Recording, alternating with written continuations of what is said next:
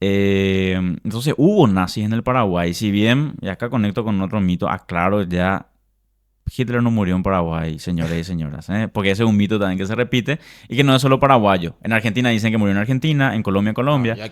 Hola, ¿qué tal? Bienvenido, bienvenida a un nuevo capítulo de Vivir en Paraguay, el podcast donde hablamos, exponemos cómo es Paraguay para que los extranjeros del mundo que están pensando en venir a este fantástico país tengan más claro cómo y qué es Paraguay. Pero también, por supuesto, un caluroso y afectivo saludo a toda la comunidad paraguaya que también nos sigue porque me consta que este contenido les gusta. Y hoy, en este proceso de conocer más Paraguay, nos vamos a detener a conocer más de la historia del Paraguay con ese enfoque en lo que los extranjeros deberían conocer. Para eso tenemos hoy en nuestro estudio a Enrique Cosp, que es escritor y divulgador de historia paraguaya y entre pues ha publicado libros tan curiosos e interesantes como Mitos y curiosidades de la Guerra Grande, Inocencia perdida, los niños en la guerra de la Triple Alianza y Mitos del estronismo,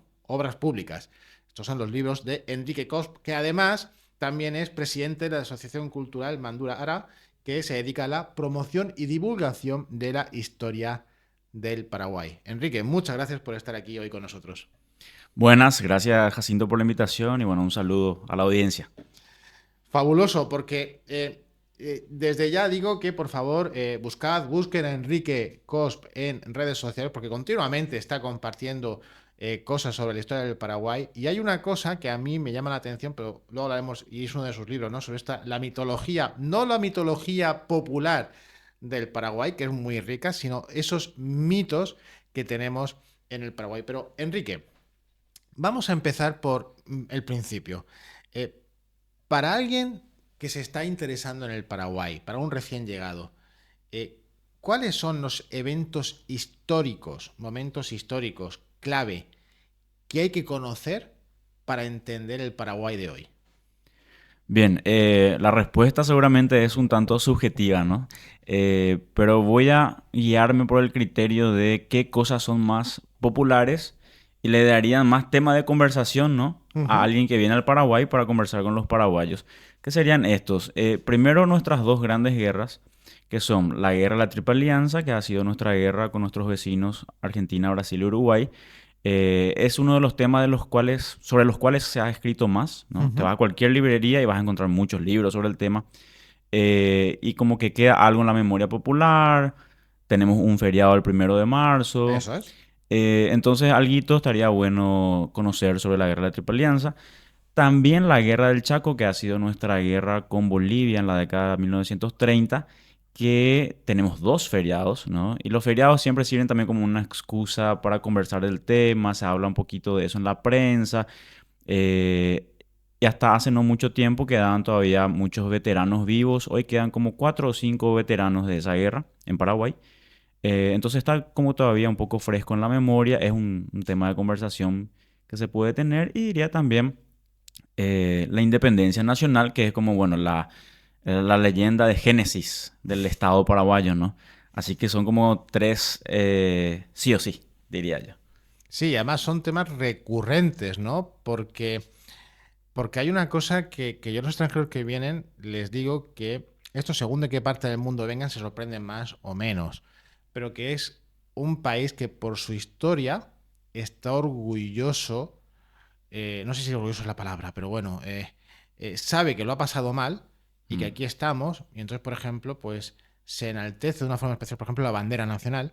Y esto, por ejemplo, a mis compatriotas de España, donde el tema de la bandera nacional es un país que te pueden decir, no, eres fascista porque llevas la bandera española y más. No, pero aquí yo les digo, es que hay que pensar que el Paraguay tiene una historia por el cual, eh, con mis ojos de extranjero, por un momento dice, no, es que es casi un milagro que esté aquí el Paraguay hoy en día, ¿no? Es decir, han pasado cosas como para estar orgullosos de estar aquí ahora.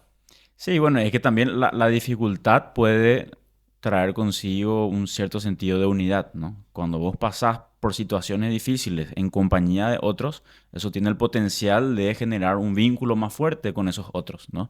Entonces tenemos esa historia colectiva de dificultad, de grandes tragedias que fortalecieron también el sentido de unidad, ¿no? Lo cual para mí es lamentable que tengan que pasar guerras, ¿no? Para generar cierto sentido de unidad. Pero las guerras, no solo en Paraguay, en muchos lugares del mundo han fortalecido a los estados nacionales, o sea, esa cohesión, Ujú. ¿no? Bueno, y el Paraguay tiene eso. Y además el Paraguay en sus guerras también tuvo como, a ver cómo decirlo, cierto componente de cohesión social en sus guerras. Porque, por ejemplo, en la guerra del Chaco, algo que tenía el Paraguay es que podía venir alguien de una familia de abolengo, de dinero, ¿no? Estaba en el mismo regimiento que el campesino más pobre y socializaban, compartían, se volvían camaradas, ¿no? Y había una cohesión importante, ambos hablaban en guaraní. Ujú. Mientras que a Bolivia le pasaba que había una segregación importante, el oficial blanco, ¿no? Y por debajo la tropa indígena, a veces hablaban distintos idiomas, no había tanta cohesión. Entonces el Paraguay, sus guerras, con todo lo malo que trajo, también le sirve como una suerte de cohesión social en ese momento y hasta ahora, bueno, queda un coletazo de eso, ¿no? De que genera cierto sentido de unidad. Entonces, no, acá la bandera no es polémica en Paraguay. No, no, y eso a mí me gusta y lo veo admirable. De igual forma también, Enrique, que veo admirable el cómo son las cosas, ¿no? Para quien nos escuche y no lo conozca, la guerra esta de la Triple Alianza, ¿no? Que llamamos, pues fue contra países tan grandes Mm. como Argentina, como Brasil y en menor medida, pues Uruguay, ¿no? Pero lo curioso es cómo años después, décadas después, nos hacemos como amigos y formamos una cosa que es el Mercosur. Es decir, a mí me sorprende el cómo el Paraguay ha sido capaz de pasar página en ese sentido y hacerse aliado de aquellos que tiempo atrás parecía que la cosa de amigos poco. Sí, que es lo que debe ocurrir, ¿no? A veces el peligro con la historia o la tentación que puede venir con la historia es el resentimiento, ¿no? Mm. Que el pasado sirva como una causa de discordia en el presente. Y esto yo lo digo con conocimiento de causa, porque yo en algún momento, cuando empecé a meterme ya muy temprano en mi vida en la historia, empecé a leer sobre la guerra y demás, me generó mucha rabia al comienzo, ¿no? Podría decirse hasta que en algún momento sucumbí a cierta xenofobia, especialmente con el Brasil, ¿no? Porque leía los crímenes de guerra, las anexiones territoriales. Después me curé, por suerte, ¿no? Me curé. Eh, pero hay gente a la que le pasa, ¿no? Y el camino debe ser, por supuesto, la reconciliación. O sea que las batallas de hace 150 años no tienen por qué ser las batallas de hoy. Y yo también soy un firme creyente en que las culpas no se heredan. Ujú. Entonces, incluso si vemos cosas muy desagradables que se hicieron contra el país, que son ciertas, no sé, hoy Joao, que está estudiando en la universidad en Sao Paulo, no estuvo ahí, no tuvo la culpa, ¿no? Entonces, pero sí tenemos mucho que ganar de la cooperación, de la unidad, ya sea en el Mercosur o en otras oportunidades, ¿no? Así que la historia debe recordarse, pero no ser combustible para conflictos del hoy. Y esto es una actitud que me gusta porque, bueno, en mi país natal, en España, continuamente se están reanimando, ¿no? Pues que si la guerra civil, que si la dictadura, que si... Es decir, no se pasa página en ese sentido. Bueno, a lo mejor hay españoles que me están ahora echando la cabeza diciendo, no, no, sí se pasó. Pero bueno, los que seguimos la historia de España sabemos que de vez en cuando es un tema que Mm. por un interés político, pues sale de una u otra forma. Y en este contexto, ¿vale? En este contexto hay que pensar que no solamente los países miembros del Mercosur, sino que luego también tenemos otro país vecino, que es Bolivia, que a día de hoy pues sigue siendo un país importante, puesto que es un país al final limítrofe, ¿no? Es decir, es que son vecinos fronterizos todos. Sí, ahora con Bolivia es quizás nuestro vecino más desconocido para Ujú. nosotros, en el sentido de que hay muy poco contacto, o sea, algún contacto obviamente hay, pero estamos mucho más integrados con Brasil, con Argentina, ya sea en infraestructura, ya sea a través de la migración, incluso culturalmente. O sea, los paraguayos en esta zona del país, aquí en la capital, Ujú. los paraguayos sabemos quiénes son los principales personajes de la farándula argentina, algunos chismes que pasan en la Argentina, consumimos música argentina, música boliviana, muy poca, ¿verdad? Yo no sé un solo personaje de la farándula boliviana, ¿no? Y viceversa. Yo me fui hace algunos años, antes de la pandemia, a Bolivia, a modo de turista. Ujú. Y cuando me preguntaba la mujer que atendía en el hostal, de Paraguay, sí, Paraguay, muy lindo, yo me quiero ir a las cataratas de Iguazú, me dijo. O sea, ella en su cabeza tenía que las cataratas de Iguazú, que están ahí al lado de Paraguay, pero no son Paraguay, era como algo de Paraguay que ella referenció para hacer conversación, ¿no? O sea, no conocen los bolivianos mucho de Paraguay, nosotros mucho de Bolivia. Así que es un vecino, pero geográficamente cercano, pero un poco lejano todavía en muchos aspectos. Sí, y además con una ruta, ¿no? Que además nos une a través del Chaco, que fue motivo, ¿no? De disputa en su momento y que sigue siendo un gran desconocido para los propios paraguayos muchas veces, que muchos me dicen que por la lejanía que tiene, es decir, nunca ha estado, es decir, es que está lejos, es que tal, ¿no? Y es sorprendente cómo eso, esa gran disputa, y donde después los pobladores posteriores han sido pues las comunidades menonitas muchas Mm. veces las que han desarrollado aquello. Eh, Vamos a hablar, Enrique, de algo que tú en redes hablas mucho, que me parece interesante. Bueno, hablar mucho, te he visto comentar. Y es de esos mitos, ¿vale? De la historia, que tienen algo especial porque ya sabes lo que pasa. A veces se repiten tanto las cosas que pensamos que son ciertas porque se han dicho muchas veces. Y más cuando lo dicen personas públicas o a las que se les da cierta autoridad, como el caso de políticos, ¿no? Es decir, Sí. se dice mucho una cosa y al final, pues, sobre todo los extranjeros que no sabemos mucho del Paraguay, pues oye, si lo dice este será verdad. ¿Cuáles son los principales mitos, piensas tú, que debemos desmontar? Oye, que no está mal desmontarlo, simplemente conocer la realidad de las cosas. Bueno, hay una larga lista, ¿no? Por mencionar algunos destacados. Uno que justamente estuve mencionando en redes hace Ujú, algún tiempo es aquel mito que habla del ferrocarril paraguayo, que si bien Paraguay tuvo un ferrocarril ya en un momento relativamente temprano, ¿no? El ferrocarril empieza a instalarse en el mundo allá más o menos por 1830, más o menos, ¿verdad? Los primeros. Paraguay inaugura el suyo en 1861, que para la época y para América es relativamente temprano, o sea, muchos países aún no lo tenían, pero no fue el primero. Y el ujú, mito que se ha repetido, ya sea en discursos políticos, la misma prensa, ¿no? Yo he llegado a ver caricaturas en portadas de periódicos haciendo ujú. alusión a que alguna vez tuvimos el primer ferrocarril, ¿no? Se repite mucho, pero no fue el primero. Perú tuvo primero, Argentina tuvo antes, Chile tuvo antes, Brasil tuvo antes. Entonces, sin restarle mérito, porque para un país mediterráneo y del tamaño de Paraguay en el siglo XIX es meritorio que se haya tenido algo de ferrocarril, no fue el primero, ¿verdad? Pero se Ujú. repite mucho. Ajá. Y además se repite de una forma constante. De Sí. una forma constante. ¿Y por qué crees tú que no se...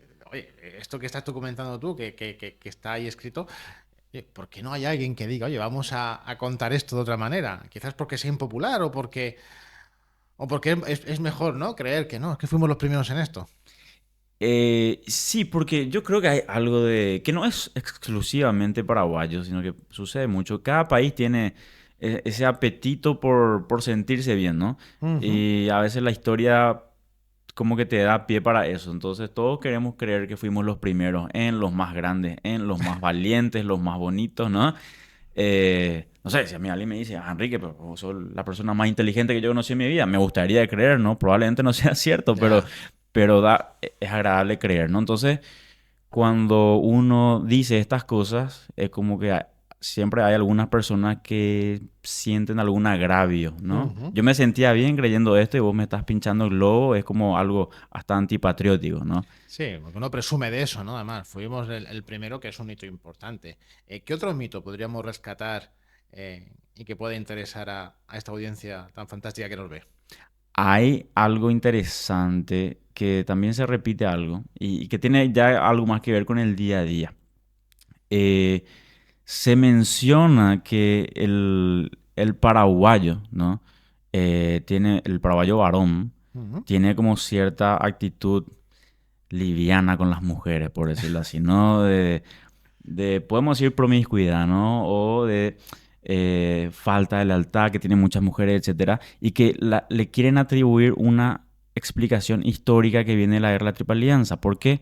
Porque en la guerra de la Triple Alianza muere la mayor parte de los varones adultos. Esta historia la he escuchado yo y la estaba dando por válida, ¿no? Que claro, como no había hombres, pues ahí había Claro, que que echar mano de repoblar. lo que hubiera, claro. Claro, hasta acá es real, o sea, realmente hubo un desbalance en los géneros, ¿verdad? Sí. Muchas mujeres por pocos hombres, eso es real. Ahora, lo que no se suele mencionar y está estudiado, hay una historiadora alemana, Bárbara Pozas, que tiene un trabajo genial sobre eso y está publicado, se llama Paraíso de Mahoma, se llama, Ujú, ¿verdad? Eh, que habla de que ya antes de la guerra ujú. era muy común esto de los llamados amancebados, ¿no? Relaciones informales que tenían hijos. Después el hombre se iba a trabajar a los campos en otra parte del país y ya tenía hijos con otra mujer. Y Carlos Antonio López, probablemente el más famoso de nuestros presidentes, justamente el que instaló el ferrocarril, Carlos Antonio López era muy católico. Entonces él hizo como una campaña para combatir eso. ¿Cómo nuestra gente va a tener hijos sin casarse y demás? Entonces hace como una campaña para combatir eso. Pero incluso él con su inmenso poder Ujú. no lo logra, ¿verdad? Es un hábito social, si se quiere, muy fuertemente arraigado.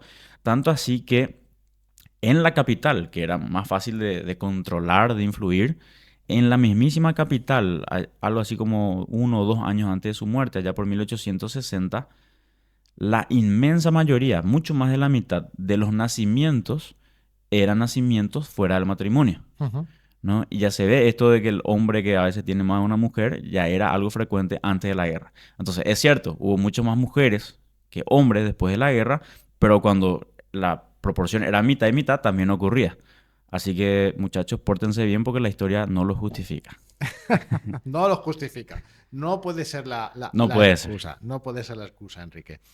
Oye, hablando de excusas, hay un debate que a veces es encendido en redes y donde yo a veces, pues alguno de mis contenidos lo he comentado, sugerido y ha habido opiniones de todo tipo sobre si la falta de desarrollo del Paraguay en la actualidad con respecto a sus vecinos, en algunos aspectos, hasta qué punto es atribuible a las guerras que tuvo el país, que quedó muy diezmado y que obviamente pues esa recuperación ha hecho que pues no fuese al ritmo de otros, ¿no?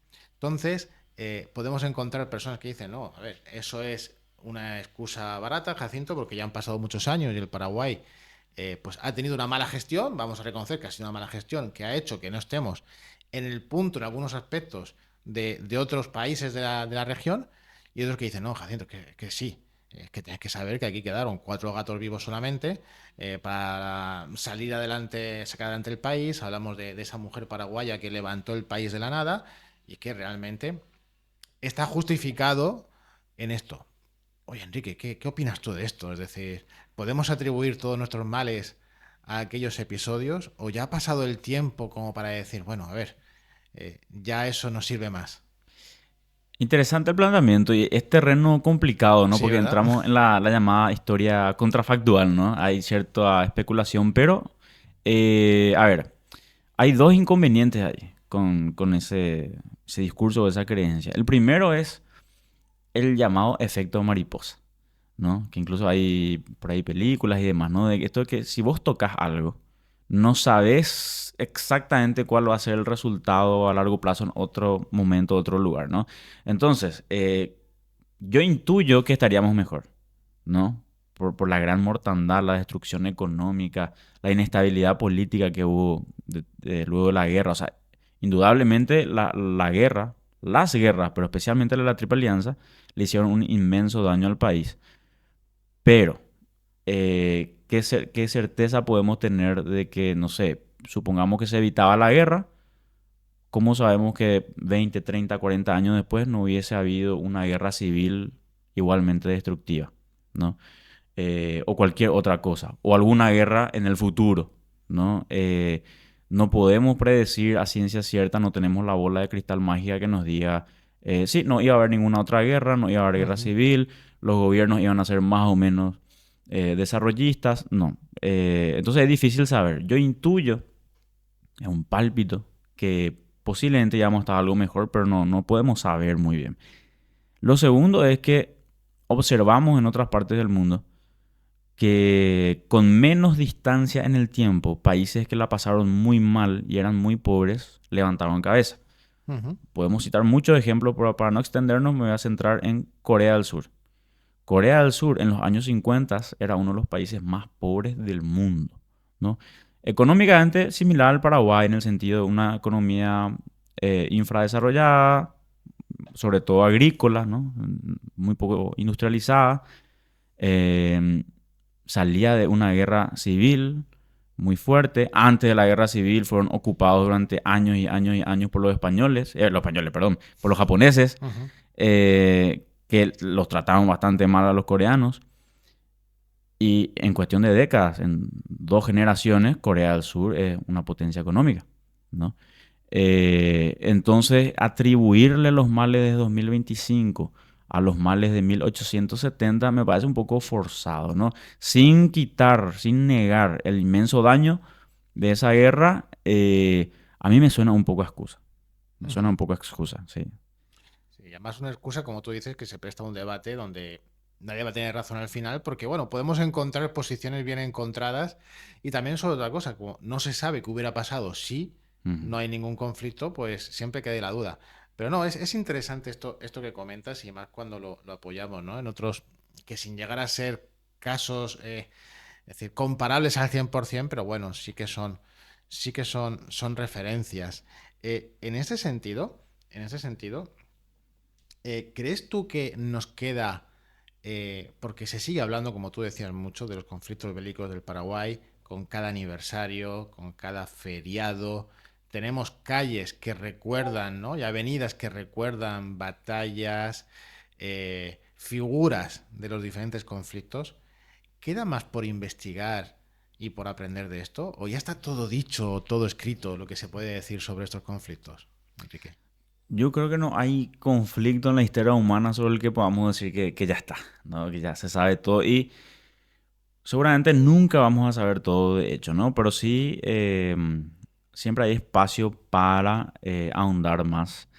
Se pueden encontrar nuevos documentos, nuevas evidencias o incluso hay cosas que ya tenemos pero no las procesamos. Si nosotros vamos a un solo lugar, que no es el único lugar que tiene documentación histórica, pero el Archivo Nacional de Asunción es históricamente muy rico. Ujú. No, es el archivo más antiguo del Río de la Plata. Tiene ya casi 500 años. Es de 1541 el Archivo Nacional de Asunción. Eh, Tiene montañas de documentos. O sea, yo me puedo ir ahora y decir, y puedo tener un equipo conmigo, 3, 4, 5 personas, y decir, no voy a hacer nada más el resto de mi vida, ¿no? No me voy a dedicar a otra cosa que no sea revisar los documentos del Archivo Nacional, procesarlos y convertirlos en trabajos académicos, libros, etcétera. No me va a alcanzar la vida. Puedo estar sano y productivo hasta los 90 años y no voy a poder ver todo lo que hay en el Archivo Nacional de Asunción. Imagínate, ese es un archivo. Hay otros archivos en Brasil, en Argentina. Hay correspondencia diplomática de muchos países europeos que tenían representantes aquí durante la guerra, que mandaban Ujú. reportes. Hay diarios privados que seguramente están en manos de familias y ni siquiera sabemos que existen. Entonces, encontrar nueva evidencia es posible y procesar toda esa evidencia también es un gran trabajo. Y después también está las interpretaciones, ¿no? Porque en historia no es solamente ver, bueno, la fecha, el nombre, el general, la batalla, sino que también hay discusiones en cuanto a la interpretación. Así que esto da para seguir discutiéndolo por generaciones. Interesante. Oye, y hablando de hechos históricos y de momentos históricos, luego al final te preguntaré por los lugares que a ti a nivel personal en Paraguay invitamos a los extranjeros que nos ven a que visiten, pero de un punto de vista histórico, ¿cuáles son los lugares, emplazamientos físicos que podríamos ir a ver para recrear que aquí pasó algo y que esto es un lugar importante en la historia de Paraguay? A ver, depende siempre mucho de los gustos, ¿no? De la gente, pero yo diría, en términos de que sea visualmente atractivo y que puedas encontrar mucha información al respecto. Diría un sí o sí. las ruinas jesuíticas, Ujú. ¿no? Que de hecho son patrimonio de la humanidad, declarado por la UNESCO, ¿no? Que están, primero tienen mucha historia, ¿no? O sea, el experimento jesuítico en Paraguay fue realmente algo muy exótico, ¿no? Muy interesante. Ciudades grandes para el lugar y la época grandes. O sea, por decirte, los principales templos de los que hoy son las ruinas jesuíticas, ¿no? Eso es. En ese entonces eran ciudades, eran más grandes que la Catedral de Asunción, de la capital. Ujú. Grandes ciudades, bien en el interior del país, construidas por indígenas, en una especie de experimento utópico, ¿no? Una sociedad más o menos igualitaria, ¿verdad? Con una orientación centrada un poco en el catolicismo, que fue comentada por personajes muy importantes. Voltaire, por ejemplo, llegó a hablar sobre los jesuitas y sus misiones. eh, si bien a Voltaire no le gustaba tanto. Eh, entonces, tiene mucha historia, pero además es un lugar que, hay que decir, lastimosamente no todos nuestros lugares, nuestros patrimonios históricos están bien cuidados, pero estas ruinas jesuíticas, uno es fácil de acceder, Ujú. eh, probablemente uno se encuentre, llegue al lugar y va a escuchar de fondo la música de la película La Misión, ¿no? Que es Mm. una banda sonora exquisita, ¿verdad? Realmente un muy lindo lugar para ver las misiones jesuíticas. Eh, Otro lugar interesante, yo diría que es Humaitá, para que la gente entienda el contexto de qué es Humaitá, porque me voy a ir a Humaitá. Era, algunos le llamaban la Sebastopol de América, ¿no? La fortaleza inexpugnable durante la guerra de la Triple Alianza. Los ejércitos aliados se estancaron en las cercanías de Humaitá por más o menos 2 años, ¿no? Y es un lugar privilegiado del río porque muy linda la naturaleza también alrededor. O Ujú. sea, de paso, no es solo historia, también naturalmente bonito. Es una curva, una doble curva del río, ¿no? Que hasta el día de hoy los marinos que tienen que navegar por allí tienen mucho cuidado porque hay que frenar y hay que hacer esa curva muy despacio. Entonces lo que hizo el Paraguay fue construir una fortaleza, llenarla de cañones. Entonces, si el Brasil o cualquier otro país quería pasar con una flota de guerra, tenía que pasar en cámara lenta por allí, Wow. con 50 cañones apuntándole y con unas cadenas cerrando el río. Entonces, hoy Humaitá es un pequeño pueblo, ¿verdad? Muy, muy tranquilo, agradable de estar.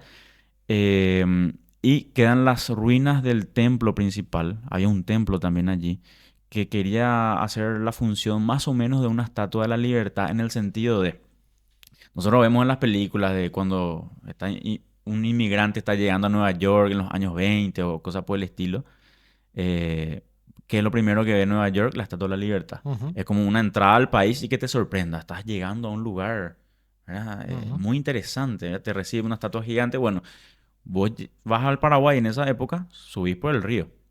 Subís por el río y ves vegetación, vegetación, no hay nada, ves puros pájaros y vegetación. Y de repente empezás a ver una torre, ¿no? A la distancia y te acercás y es cada vez más grande y de repente te aparece un templo enorme, ¿no? Es como la bienvenida al país. Eso ya no existe, fue destruido durante la guerra, pero quedan las ruinas, que incluso está en nuestra moneda todavía de 100 guaraníes, que hoy ya no se usa mucho porque vale muy poco, pero en la moneda están las ruinas de Humaitá. Y encima algo curioso, que no es nada histórico, pero es curioso, el pueblo adoptó un perro. El pueblo adoptó un perro y hay una especie de adoración popular a ese perro que sigue vivo. Entonces vos estás en la plaza principal y hay una estatua del perro y te puedes sacar una foto con el perro real en el pueblo de Humaitá. Así que Humaitá también recomendado. Qué interesante, porque son lugares que o te cuenta alguien o que muchas personas no van a caer en ello. Yo sí que tuve la oportunidad, el poco tiempo de que viniéramos a vivir a Paraguay, de visitar las ruinas jesuíticas y la verdad que me gustó mucho y está bien construido como espacio museístico. Hay visitas guiadas, es accesible y bueno, incluso creo recordar en las que estuvimos visitando que hasta está pensado el tema de que sea accesible para personas discapacitadas. Entonces, bueno, sin duda ahí están trabajando ahí fuerte ahí en eso. Enrique, em, ¿en qué parte de la historia estamos ahora? Es decir, con un Paraguay del siglo XXI, donde las relaciones diplomáticas son tranquilas. Parece que estamos en una etapa, no sé si llamarlo de transición o de apertura o de crecimiento.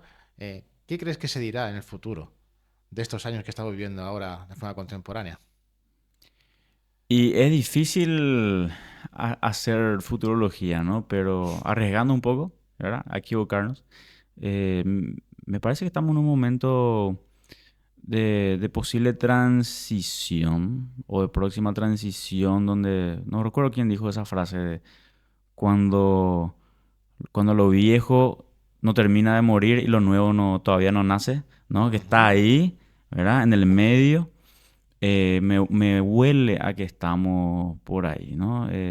Las últimas décadas son de transformaciones silenciosas, Ajá. no de cosas inmediatas que uno ve en las noticias, en el periódico, de que pa, no, sino que procesos un tanto lentos, pero que a largo plazo son grandes cambios. Por decirte, cuando, cuando yo nací, yo soy del 89. El Paraguay estaba empezando a pasar justo ahí de ser una sociedad predominantemente rural a una predominantemente urbana. En el primer censo de los 90 recién sale que hay ya un poco más de paraguayos viviendo en las ciudades Ujú. que en el campo. Entonces, ese, por ejemplo, es un cambio silencioso pero rotundo, ¿no? El Paraguay, un país siempre muy campesino, muy agrícola, hoy es una sociedad urbanizada. Eh, y bueno, también una serie de cambios más, ¿no? El Paraguay está mucho más integrado al mundo. Eh, mi papá se tuvo que ir del país durante la última dictadura, ya en los 70 80, y él decía, sentía la diferencia abrumadora, ¿no? Al salir al mundo. O sea, ahí él se da cuenta que el Paraguay de esa época era como decía Roa Basto, ¿no? Una isla rodeada de tierra. Eh, o sea, acá como que no permeaba tanto la cultura del mundo, hasta las canciones, ¿verdad? Uno, después él sale y escucha nuevas músicas, revistas, noticias, es como que había un mundo fuera del Paraguay, ¿no? Ahora el mundo también está aquí, ¿no? Ujú. Y eso permea, ¿no? A veces son acontecimientos felices, a veces motivo de tensión, ¿no? Que es una tensión que la tendrán también en España, también en los Estados Unidos. La globalización trae oportunidades, pero también trae ansiedades. Sí, de hecho, con la corriente y el fenómeno migratorio que estamos viviendo actualmente, que estamos viniendo por muchos motivos, yo sí que aprecio un sentimiento de inquietud a ver si lo que viene de fuera altera la esencia de cómo somos. Quizás ese Paraguay más conservador, ¿no? Que ha sido históricamente. Y por momentos está eso, ¿no? Y a ver si esto de la globalización, que aquí hemos sabido estar jugar en nuestra cancha, ¿no? Y estar ahí cómodos, si esto va a afectar. Obviamente, y es lo que yo digo a muchas personas, es decir, nuestros jóvenes de hoy en Paraguay están sois, porque tú también lo eres, habéis nacido prácticamente nativos digitales, ¿no? Entonces, esa conexión con el mundo ya ha habido, es decir, ya hay cosas que nos sorprenden. Pero sí que es cierto que ha sido históricamente un pueblo muy arraigado, ¿verdad? A su propio ADN. Y quién sabe, ¿no? Es decir, ¿seguirá siendo así o tú crees que, Enrique, que esa apertura va a hacer que eso pueda cambiar de alguna forma? De que va a cambiar, va a cambiar. Lo que está por verse es cómo va a cambiar, ¿no?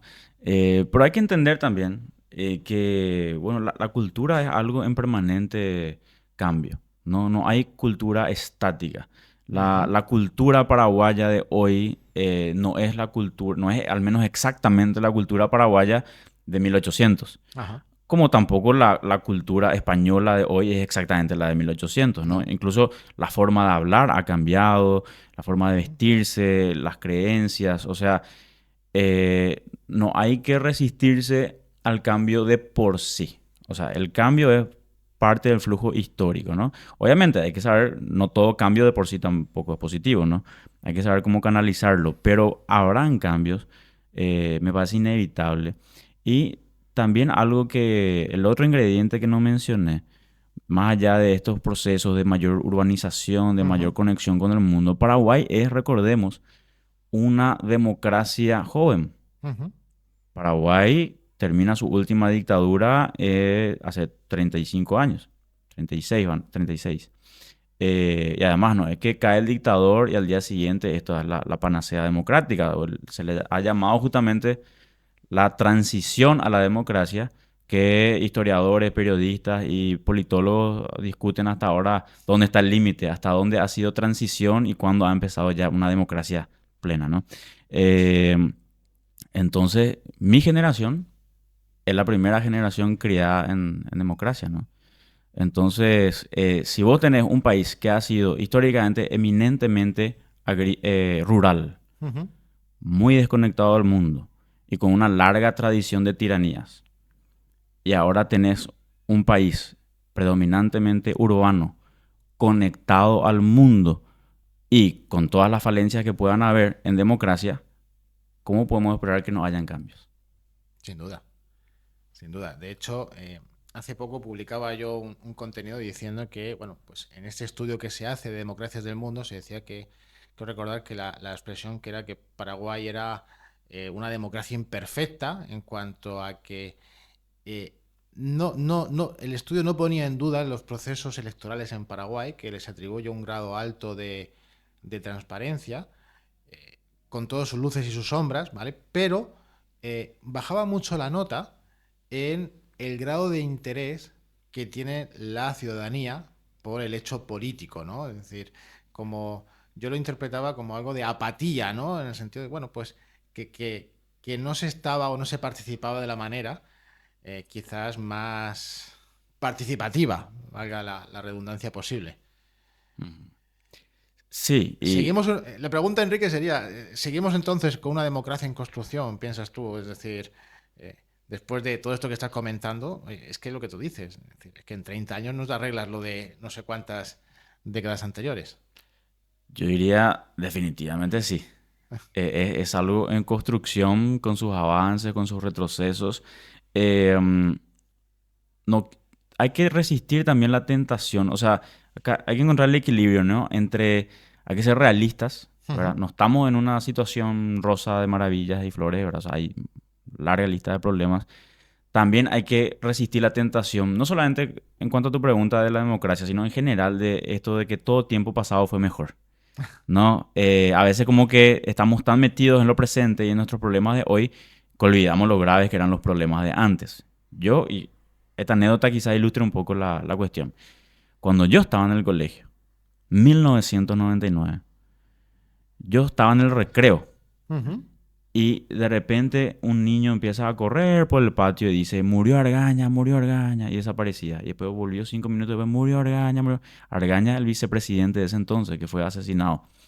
Mi tío vino a sacarme del colegio a mí y a mis primos, y a otros compañeros también vinieron sus padres a sacarle porque había miedo de que haya un golpe de Estado o una guerra civil. Los chicos hoy se retiran del colegio porque tienen práctica de fútbol en algún club, ¿no? O porque tienen algún compromiso familiar. O sea, Mm. ¿qué chico hoy se retira del colegio por miedo de sus padres a una guerra civil? ¿No? Esos miedos, por lo menos, ya no los tenemos. Miedo de que haya una sublevación del ejército, ese tipo de inestabilidades, las hemos superado. O sea, no hay que caer en el pesimismo exagerado. Ahora, inclinando un poco la balanza también hacia el lado del realismo, suceden cosas como esta que vos comentaste, hay apatía. Hay también una cuestión muy importante con respecto a los procesos electorales, que por más de que asumamos, y esto se puede discutir también, pero por más de que asumamos que el resultado, o sea, el conteo de votos es correcto, muchos de esos votos que se cuentan son votos que están comprados, Ujú. ¿no? Y hay estudios incluso al respecto, ¿no? De que gran parte del electorado se mueve no porque piense, bueno, yo tengo estas ideas y quiero que estas personas representen estas ideas, sino porque no tengo para comprarle comida a mi bebé mañana y alguien me está ofreciendo 200.000, 300.000 guaraníes para que yo vote en tal sentido, ¿no? Eso, por ejemplo, es un síntoma sumamente antidemocrático, ¿no? Ujú. Porque la democracia es la representación de intereses a través de personas a las que les delegamos la responsabilidad de representar esos intereses. Ahí yo no estoy eligiendo un interés, o sea, a ser representado. Estoy eligiendo comprarle pañal a mi bebé mañana, Ujú. ¿no? Esto y otros problemas. Entonces, sí, Eh, estamos en una, creo que ese es el término, una democracia en construcción. Sí, y de hecho yo, a los extranjeros que se interesan por venir en Paraguay, muchos escuchan pues todas las cosas buenas que podamos decir, que son ciertas e innumerables, pero digo que el Paraguay está lleno de desafíos, y que en cierta medida los extranjeros que decidan venir al Paraguay, que sean partícipes positivos. Decir, oye, vas a venir aquí, ¿tú cómo puedes influir positivamente, ¿no? En tu entorno, en tu contexto, ¿no? Y ser consciente de esto que estamos comentando creo que ayuda a ser más responsable, ¿no? Sobre todo a la hora de opinar y a la hora de decir algunas cosas, porque ya sabes que hay veces, pues, opinar y decir es gratis, pero que realmente hay que tener el conocimiento del que estamos hablando para que nuestras ideas tengan, pues, esa profundidad, ¿no? De saber realmente lo que estamos diciendo. Y no quería dejar la oportunidad de preguntarte, Enrique, por una cosa que llama la atención a muchos extranjeros cuando llegamos al Paraguay, que es que cuando entramos a una librería y vemos libros sobre Paraguay, obviamente, y tú antes bien lo decías, se escribe, se comenta mucho sobre los conflictos bélicos del Paraguay, pero luego encontramos otro rincón que llama la atención y obviamente tiene sentido cuando conoces parte de la historia, que es sobre la influencia de Alemania Ujú. en Paraguay. Y entonces vamos a encontrar muchos libros sobre nazismo, sobre esa parte más oscura, ¿no? De la Segunda Guerra Mundial y cómo eso, de una forma u otra, aterrizó en Paraguay. ¿Sigue siendo esto un tema de discusión o de investigación histórica, Enrique? Es algo que no sé por qué, pero sí llama la atención y no sé, debería de conocer mejor el mundo para opinar con propiedad, pero creo que es un fenómeno muy internacional, ¿no? De que hay cierta fascinación por ese periodo de la historia. Y es tal cual como vos decís, te vas a librerías acá y hay como una sección Segunda Guerra Mundial y anexos, ¿no? Sí, y claro, hay algunos puntos de conexión entre Paraguay y la Segunda Guerra Mundial. Si bien nuestro punto de conexión es mucho más débil que el que tienen los países europeos, eh, Paraguay tuvo, por un lado, presencia de nazis que Ujú, escaparon de la guerra. Uno de los más famosos, el llamado Ángel de la Muerte, ujú. Mengele, Eso es. estuvo de paso por el Paraguay. Se tiene identificada por ahí alguna casa en la que él estuvo residiendo. Sí, hay imágenes y de hecho, pues, podemos esto, es decir, el que tenga Sí, interés y busque en Google cuando acabe de escuchar esto, va a ver que, bueno, ¿qué hay? que hay, sí. Sí, y hay otros más, ¿no? Después el otro, no me está viendo el nombre, que se le decía el carnicero de Riga, Ujú. que murió también acá y después terminó en el hospital de la universidad pública, su cuerpo en la morgue siendo ahí estudiado por estudiantes, ¿no? Entonces hubo nazis en el Paraguay, si bien, y acá conecto con otro mito, aclaro ya, Hitler no murió en Paraguay, señores y señoras, ¿eh? Porque ese es un mito también que se repite y que no es solo paraguayo. En Argentina dicen que murió en Argentina, en Colombia en No, Colombia. yo aquí he escuchado que no sé qué día del año vas a ver si te vas a la zona de San Bernardino y Cordillera, cómo hay una procesión, tal, no sé qué, que veneran y tal. Entonces Sí, decimos que no, ¿verdad? no, es un rotundo no. Pero sí hubo nazis, ¿no? No ese Ujú. nazi, pero otros nazis sí hubo por aquí. Pero además, este es un dato que mucha gente quizás no conozca y aprovechamos para comentarle a la audiencia. Eh, Paraguay, entre comillas, también ganó la Segunda Guerra Mundial. Mm, Porque el Paraguay en febrero de 1945 le declaró la guerra a la Alemania nazi. Obviamente no ha participado en ninguna batalla, pero simbólicamente fuimos parte de los aliados. Entonces ganamos, gente, ganamos la Segunda Guerra Mundial. Y ahí, por ejemplo, o sea, la medida de guerra principal que tuvo el Paraguay fue confiscar bienes de los alemanes en Paraguay. mm. ¿Sí? Entonces hay edificios, ¿sí? Algunos hoy son privados, otros son públicos, que su origen está en la expropiación a Alemania en Paraguay. Y la embajada, legación le decían en ese entonces, de Alemania en Paraguay fue saqueada. Mm. ¿Sí? Entonces es un tema que genera mucha fascinación. También es un tema que es como uno de los primeros grandes temas históricos que tienen nuevos tipos de registros. Porque yo te puedo hablar de la Guerra de Triple Alianza y hay algunas pocas fotos y hay retratos y demás, pero no tengo videos, no sé cómo hablaban, no escucho la voz del Mariscal López ni del Emperador Pedro II del Brasil. La Segunda Guerra Mundial es uno de los primeros grandes episodios históricos donde tenemos ya filmaciones, tenemos la voz de los protagonistas, ¿no? Y bueno, y Hollywood le ha dado un ímpetu gigantesco. Así que yo Sí. creo que eso y otras cosas más generaron ingredientes para una sopa que generan interés y habiendo algunos puntos de conexión, algunos reales y otros falsos, mantienen vivo el interés. Sí, lo mantienen, lo mantienen. Bueno, Enrique, para ir terminando, me gustaría antes abordar un par de temas. El primero es, sabiendo que hay muchos extranjeros que nos están viendo ahora y que tienen ese interés en saber más de Paraguay, em, ¿qué les dirías tú sobre cómo conectarse con el país a través de su historia? Bueno, yo creo que la historia te permite ubicarte mejor en donde estás, ¿no? Y no solamente la historia de los países, o sea, a ver, si yo ahora tengo un ataque de amnesia, ¿verdad? Voy a estar sumamente confundido. ¿Por qué estoy aquí? ¿Por qué tengo un micrófono aquí? No voy a entender. Yo estoy tranquilo y cómodo aquí porque yo sé por qué vine aquí.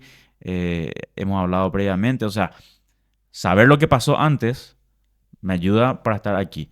Eso aplica a todos los ámbitos, ¿no? Y en un país se entienden mejor las cosas cuando vos ves lo que hubo antes, ¿no? Y se saborea, si cabe el término, mejor lo que uno experimenta. O sea, si vos te vas a un sitio histórico y no sabes nada de lo que ocurrió allí, es para sacarse una foto y ya está. Es piedra sobre piedra, ¿no? Pero si vos ubicás los personajes, los eventos, te haces la película de acá pasó esto, ¿no? La experiencia es absolutamente más rica, ¿no? Entonces, eh, permite disfrutar mejor los lugares históricos, pero también yo creo conversar con la gente, ¿no? Si bien Paraguay tiene una deuda con su conocimiento histórico. Se ven cada tanto entrevistas en la tele que se le pregunta en un feriado histórico a la gente y ¿qué se celebra hoy? Y hay así Ujú. mucho desconocimiento, ¿verdad? Eh, pero se habla mucho de nuestra historia. Eh, de hecho, Rafael Barret decía, español que vino a comienzos de los 1900, periodista, él decía, le llamaba muchísimo la atención como un país que con tantos problemas actuales se pasaba hablando de su guerra pasada y se pasaba hablando de la historia, de la historia, de la historia. Y todos los intelectuales de la época hablaban de la historia, de la historia, de la historia. Le llamaba mucho la atención. Es un país donde, no sé, vos puedes estar comiendo un asado y de repente alguien vio algo en TikTok de un video y ya termina una discusión histórica. Hace poco, por ejemplo, hubo una discusión nacional, aunque breve, sobre Madame Lynch, porque el Congreso Nacional, Madame Lynch, para quienes no sepan, ¿verdad? La principal compañera, tuvo varias, de Mariscal López, que fue nuestro presidente en la Guerra de la Triple Alianza. Ella era irlandesa y el Congreso, 150 años después, discute una ley y aprueba una ley para darle la nacionalidad póstuma paraguaya y trasladarla al Panteón Nacional de los Héroes. O sea, ya sea en la política, en la prensa o en un asado, la historia se sigue comentando y bueno, conocer la historia paraguaya te da herramientas también para participar de esa conversación. Es interesante este tema, Madame Lee. Yo he leído tu argumento y lo comparto. Lo comparto. Se hace raro, sobre todo viéndolo con cierta perspectiva, ¿no? Pero es cierto. Y luego he conocido otras personas, Enrique, que ya no en el ámbito de Paraguay, sino en general, dicen que, y esto es común a muchos países eh, latinoamericanos o hispanoamericanos, como hay muchas personas que me insisten en decir, que muchas veces nos recreamos tanto en el pasado que a veces perdemos la perspectiva del futuro, ¿no? Entonces dice, no, es que hay, y no quizás sea el caso solamente de Paraguay, ¿no? No también, o que en Paraguay no ocurre, ¿no? Pero eso de tanto recordamos esa batalla, esa independencia, ese hecho histórico, ¿no? Donde parece que hasta nos recreamos, ¿no? Con un debate muy encendido, y oye, mientras que hacemos eso, no miras al futuro, ¿no? ¿Qué es lo que está por venir? Pero creo que eso en Paraguay realmente no ocurre tanto, porque es como, y es la imagen que tengo yo, ¿no? Con mi perspectiva de llevar aquí apenas unos años, de que el Paraguay tiene ilusión por el futuro. Sí, que creo que es algo muy humano, ¿no? ¿Verdad? El mirar para adelante, el tener algo que impulse, ¿no? Eso cuenta a nivel individual, ¿no? Y creo que a nivel de pueblos también, ¿verdad? ahí siempre hay que ver cómo uno lo toma, ¿no? La historia puede servir para tener perspectiva y esperanza. Yo siempre más trato de abogar a favor de que no sea en base a falsas informaciones, ¿no? Por eso hago tanto hincapié en esto de los mitos y demás, porque para que el avance sea real, el diagnóstico no puede ser falso. Es decir, yo veo cosas, no quiero entrar mucho en el terreno político, ¿no? Pero lo veo incluso el presidente de la República, y no es el único, que quiere como que traficar optimismo Ujú. diciéndote cosas como, porque el Paraguay ya ha sido una potencia, ¿no? Y ya ha tenido esto del ferrocarril, y ya ha tenido esto otro, eh, que no es cierto, ¿verdad? O sea, apostar a un futuro mejor, pero no vendiéndonos píldoras, ¿verdad? Aceite de serpiente histórico, ¿no? Eh, de que pues ya fuimos una potencia, vamos a volver a ser una potencia y cosas así, ¿no? Pero claro, yo no quiero renunciar al optimismo, pero que sea un optimismo construido sobre cosas reales, ¿verdad? Sí, Es un poco el desafío. eso, sin duda. Y para terminar, Enrique, ya antes has mencionado lugares históricos que podemos visitar, pero vamos a hablar de tus lugares favoritos. Ah, ¿Qué rincón del país o de la ciudad en la que puedas estar pensando le decimos a los amigos que nos escuchan ahora, amigos y amigas, que pueden venir a ver y que van a encontrar algo interesante? a ver, yo he llegado a ir y tengo un muy grato recuerdo. No, no es nomás tan fácil de llegar porque está lejos, Ah, ¿no? Pero si se llega, muy, muy interesante. Fuerte Olimpo. ujú, Fuerte Olimpo que está en la ribera del río Paraguay, pero está bien al norte, en el lado del Chaco, que como dice su nombre es un antiguo fuerte, ¿no? Que era, primero fue un fuerte español ya durante la colonia, se llamaba en homenaje a la familia real Fuerte Borbón. ujú. Al darse la independencia, bueno, ¿cómo va a llevar el nombre de la dinastía española? ¿No? Ya somos independientes, entonces pasa a convertirse en Fuerte Olimpo, que era como un sitio de contención para que no haya avances de algunos pueblos indígenas del Chaco y para que no haya avances primero de los portugueses y luego de los brasileños, ¿no? Era como para resguardar la frontera. Hoy ya no es un sitio de relevancia militar, pero quedan los restos, una gran muralla de piedra del fuerte que da con vista al río, y toda la naturaleza que está alrededor es muy exuberante. O sea, el Chaco, si bien se le llama el desierto verde, ¿no? Y hay lugares muy secos y demás, esta parte que está más cerca del río es como muy exuberante, mucha más vegetación, tenés el río, para los amantes de la pesca es una gran oportunidad. Eh, es un ambiente muy distinto y tiene también su carga histórica. Y ya que uno hace esa travesía en el Chaco, quizás podría enganchar con los fortines Ujú. de la Guerra del Chaco, que varios de ellos están muy bien cuidados gracias a las colonias menonitas que están Ujú. allí, donde uno todavía puede ver el puesto de comando de los oficiales en ese fortín, restos de trincheras. También están en los árboles, ¿cuál es el término? Se tallaba dentro de los Ujú. árboles una especie de búnker, ¿no? Entonces los francotiradores entraban dentro del árbol que servía como búnker, tenía una ventanita y uno hacía vigilancia dentro del árbol. Eso hay todavía unos cuantos que están. Entonces es un lugar muy interesante donde una vez más se combina lo exótico del Chaco. El Chaco es un lugar sumamente exótico desde un punto de vista natural, y también tiene esa carga histórica, ¿no? Después hay lugares que son muy interesantes, pero tenés que estar muy metido en la Ujú. historia del lugar. Porque si no estás muy metido en la historia del lugar, es un lugar, no sé, aquí fue la batalla de Tuyutí y vos mirás y hay pasto, ¿no? Y una plaquita conmemorativa y ya está. O sea, si no estás muy metido en la cuestión, quizá no te justifique el viaje, ¿no? Por eso hay mucha subjetividad también en esto, ¿verdad? Pero yo creo que la apuesta más segura Ujú. quizás sean, por ejemplo, estos fortines del Chaco, que gracias al desarrollo también que trajeron los menonitas, también ahí cerca tenés estas ciudades, como por Ujú. ejemplo Filadelfia, que bueno, ya tiene servicios, vas a tener un hotel donde quedarte.